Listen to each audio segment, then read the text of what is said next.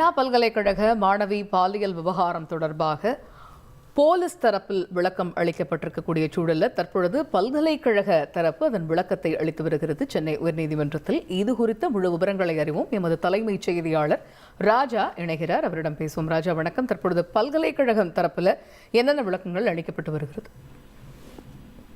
அண்ணா பல்கலைக்கழக மாணவி பாலியல் துன்புறுத்தல் தொடர்பாக சென்னை உயர்நீதிமன்றம் தாமாக முன்வந்து நேற்று வழக்கை எடுத்தது. இன்று இரண்டாவது நாளாக தற்பொழுது அந்த வழக்கு விசாரணை என்பது உயர்நீதிமன்றத்தில் சென்று கொண்டிருக்கிறது.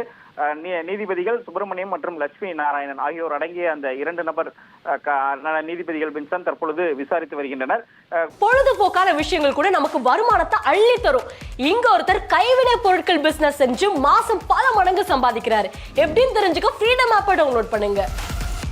முதலில் அரசு தரப்பு வாதங்கள், காவல்துறை தரப்பு விளக்கங்கள் முழுவதுமாக அளிக்கப்பட்டது. தற்பொழுது சென்னை அதாவது அண்ணா பல்கலைக்கழகமும் தற்போது அவர்கள் தரப்பு பல்வேறு விளக்கங்களை நீதிமன்றத்தில் அளித்து வருகின்றனர். அந்த விளக்கத்தில் துரதிர்ஷ்டவசமான இந்த சம்பவத்தில் பாதிக்கப்பட்ட மாணவி பக்கம்தான் அண்ணா பல்கலைக்கழகம் உள்ளது என்பதை அவர்கள் ஆணித்தரமாக சென்னை உயர்நீதிமன்றத்தில் தற்பொழுது உயர்நீதிமன்றத்தில் தெரிவித்துள்ளனர். 189 ஏக்கர் பரப்பளவில் உள்ள அண்ணா பல்கலைக்கழக வளாகத்திற்கு 8 வழிகள் உள்ளது என்றும் அனைத்து வழிகளிலும் பாதுகாப்பு போடப்பட்டுள்ளது என்றும் அண்ணா பல்கலைக்கழகம் தெரிவித்துள்ளது. 988 கேமராக்கள் உள்ளன. அதில் 849 கேமராக்கள் செயல்படுவதாகவும் மற்றவை செயல்படவில்லை என்றும் மாதந்தோறும் கேமராக்கள் செயல்படுகிறதா என பரிசோதனை செய்யப்படுவதாகவும் கண்காணிப்பு கேமரா பதிவுகள் தற்பொழுது முழுவதுமாக காவல்துறை வசம் ஒப்படைக்கப்பட்டுள்ளதாக அண்ணா பல்கலைக்கழக தரப்பு தற்பொழுது நீதிமன்றத்தில் விளக்கம் அளித்துள்ளது. மேலும் சம்பவத்திற்கு பின் பாதுகாப்பு நடைமுறைகள் குறித்து ஆய்வு செய்ய குழு அமைக்கப்பட்டுள்ளதாகவும் பாதிக்கப்பட்ட மாணவி அண்ணா பல்கலைக்கழகத்தில் தான் தன்னுடைய படிப்பை தொடர்வார் என்றும் உறுதியோடு தெரிவித்துள்ளது. போலீஸ் விசாரணைக்கு அண்ணா பல்கலைக்கழகம் முழு ஒத்துழைப்பு தற்பொழுது கொடுத்து வருவதாகவும் பாதிக்கப்பட்ட மாணவியின் பக்கம்தான் நிற்பதாகவும் தற்பொழுது அண்ணா பல்கலைக்கழகம் ஆணித்தரமாக தெரிவித்துள்ளது.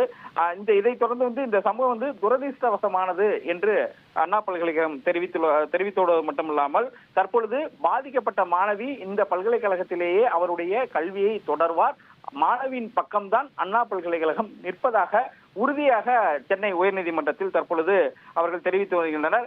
அரசு மற்றும் பல்கலைக்கழக வாதங்கள் தற்பொழுது முடிவுற்றது. தொடர்ந்து இந்த வழக்கினுடைய விசாரணை பாதிக்கப்பட்டது தொடர்பாக அந்த விசாரணை தற்பொழுது சென்று கொண்டிருக்கிறது. அரசு மற்றும் பல்கலைக்கழக தரப்பினுடைய விளக்கங்கள் முழுவதுமாக உயர்நீதிமன்றத்தில் தற்போது அளிக்கப்பட்டுள்ளது. விரிவான தகவல்களுக்கு நன்றி ராஜா.